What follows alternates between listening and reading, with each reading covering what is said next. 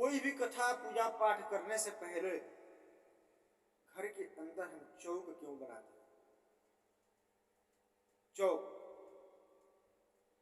भगवान धरती पे क्यों नहीं दिखते? इन दोनों का विश्लेषण हम करेंगे आज इस वीडियो में।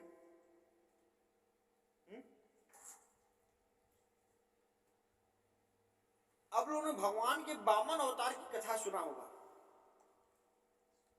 संक्षिप्त में हम आपको कथा ये सुना दे रहे हैं वामन अवतार की, जिससे में भगवान वामन अवतार लिए थे। क्यों लिए थे? क्योंकि एक महादानी महाधर्मी राक्षस था, राजा बलि। कौन? राजा बलि, बाली नहीं, बलि। वो बहुत दानी था, वह बहुत दानी था, मनोवांछित भिक्षा देता था। क्योंकि वो कहता था कि हम इस राज्य के राजा हैं और हमारे राज्य में कोई भी मनुष्य, कोई भी प्राणी दुखी न रहे। परंतु उसके अंदर एक ही कमी था। कमी क्या? क्योंकि देवताओं के राजा इंद्र को पराजित करके देवराज भी हो गया था और भगवान उसी का अहंकार तोड़ने के लिए धरातल पे अवतरित हुए वामन अवतार में। वामन अवतार की मतलब 52 अंगुल, ये 4 अंगुल हुआ, 4 अंगुल ऐसे करके 52 अंगुल में ही उसकी पूरी शरीर की सृजना थी। अवतरित तो होने के बाद भगवान ने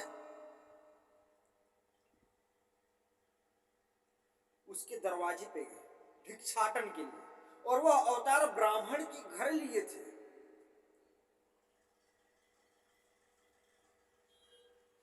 आप लोग के मन में प्रश्न चलता होगा, क्योंकि पंडित जी लोग क्यों विप्रदेव कहा जाता है? आज हम आपको बताते हैं। एक श्लोक है, एक मंत्र है कि देवाधीनम जगत सर्वे मंत्राधीनम च देवता ते मंत्रा ब्राह्मणाधीनम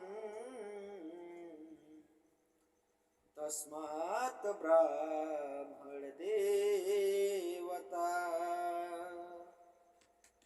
देवाधीनम जगत सर्वे, देवताओं के अधीन पूरा जगत है। देवताओं के अधीन पूरा जगत है। और देवता किसके अधीन है? मंत्रों के अधीन है। और मंत्र किसके अधीन है? ब्राह्मणों के, विप्रदेव के अधीन है। क्योंकि जब तक जो कोई भी मंत्र का उच्चारण नहीं होगा तब तक कोई देव नहीं आएंगे।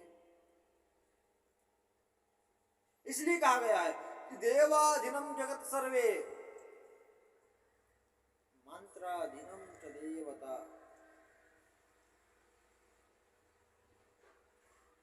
तो हम लोग थे भगवान की वामन अवतार की कथा में। भगवान वामन अवतार ब्राह्मण के घर लिए थे। क्यों लिए थे?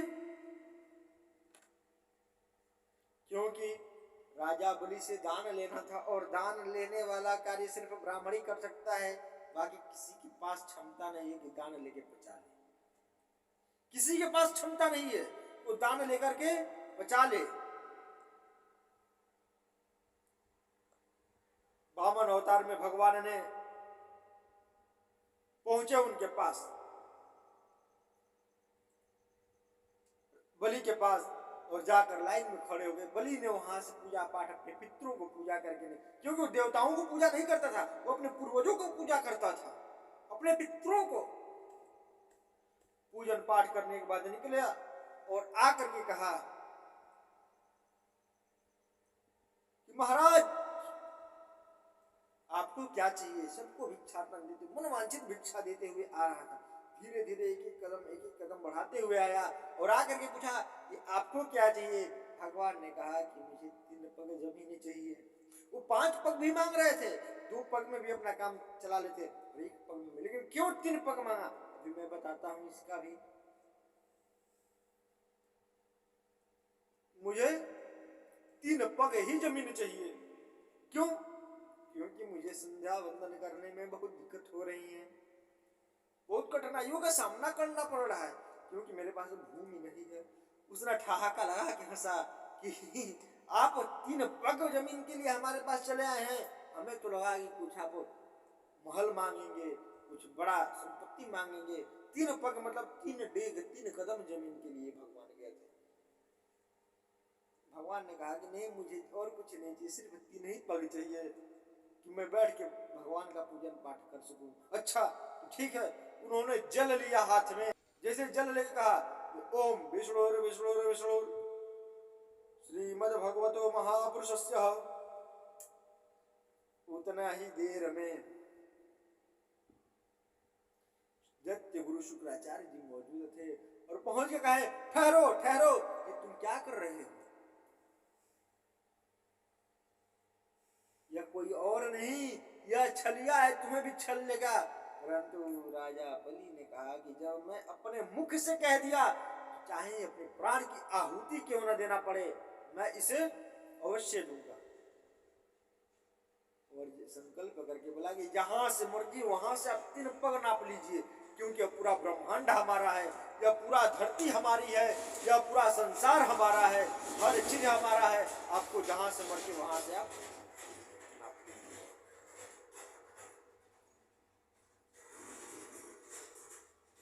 कहीं से भी आप नाप सकते हैं।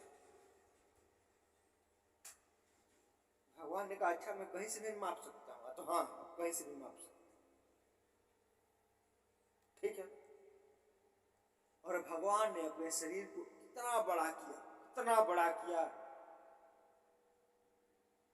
कि 2 ही पग में पूरा ब्रह्मांड माप रहे। भगवान 3 पग मांगे थे, लेकिन क्यों 2 पग में नापे, मैं आपको बताता हूँ। क्योंकि सोचे उन्होंने कि 3 पग में मापता हूँ तो फिर वैसे वैसे बच जाएगा, और जैसे बच जाएगा फिर हमारे ऊपर चढ़ाई कर सकता है। इसलिए रघुनाथ जी ने पूरा ब्रह्मांड 2 ही पग में नाप लिया। अब बोले राजन तुमने तो 3 पग संकल्प किया था, अभी 1 पग मेरा बचा है, 1 गज बचा है, बताओ इसको कहां मैं रखूं? वहां पर उसने भगवान से प्रश्न किया कि प्रभु दान देने वाला बड़ा होता है कि दान में दी हुई सामग्री बड़ी होती है? भगवान ने कहा कि दान देने वाला बड़ा होता है। तो अभी तो मैं वैसे बचाऊं, मुझे भी माप लीजिए। तब भगवान अपने चरण कमल को उसके सर पे रखे, और जैसे सर पे रखे उसका उद्धार कर दिया, उसका मोक्ष कर दिया। अंत समय में जब जाने लगे भगवान यहां से, तो सारा जमीन उस पंडित जी को दान में देके चले गए। सारी पृथ्वी उस ब्राह्मण को दान में देके चले गए। अब आप बताइए कि दान दी हुई वस्तु में उनका अधिकार है? तो जब दान देकर चले गए तो फिर यहाँ पर कैसे दिखेंगे? और दान दी हुई वस्तु में उनका अधिकार भी नहीं है, तो फिर वह कैसे दोबारा आएंगे? इसलिए उनको चौक बनाया जाता है, चौक बना करके उनको स्थान दिया जाता है कि यह आपका जगह है, आप इसी में आइए और इसी से हमारी कथा को सुनिए, हमारी वार्ता को सुनिए, हमारे बातों को सुनिए, और यहीं से अत्यंत देवागढ़ सर्वे अपने स्थान को चले जाइए। इसीलिए हम चौक बनाते हैं, इसीलिए हम पूजन पाठ करते हैं। अब आपको यह पता लग गया होगा कि क्यों हम लोग पूजन पाठ करते हैं, हाँ? क्यों चौक बनाते हैं और क्यों भगवान नहीं दिखते?